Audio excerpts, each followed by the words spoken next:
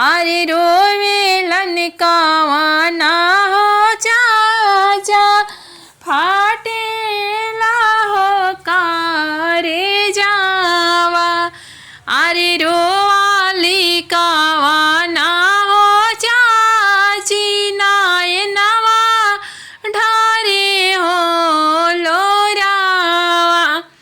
अरे रोवाली कावाना हो चाची, नायनवा ढारे हो लोरावा।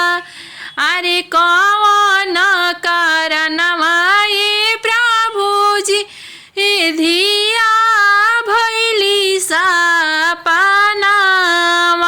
अरे कवन कारणवा ये प्रभुजी धिया भैली सपनावा। बचपन से पोसनिए प्रभुजी, जन्म से हो दुलारानी। अरे बचपन से पोसनिए प्रभुजी, जन्म से हो दुलारानी। अरे अब काहे भेजनिए प्रभुजी, अपना सुंदर हो धियावा।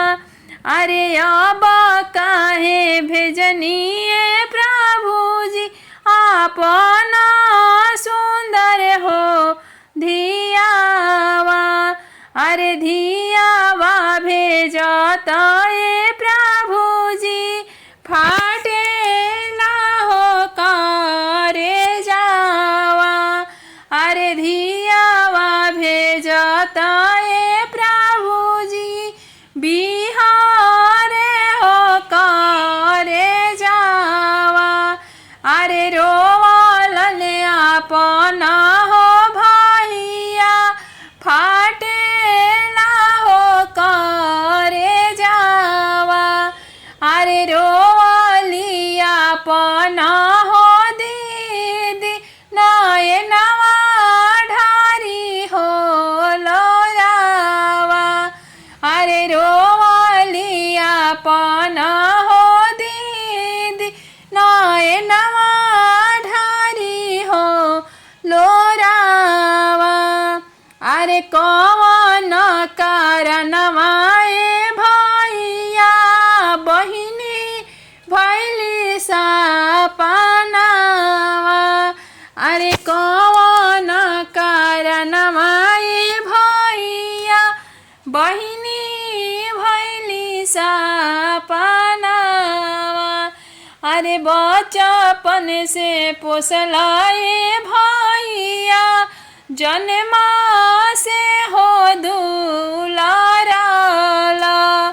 अरे अब काहे भेजला ये भैया, अपन सुंदर बहिनिया।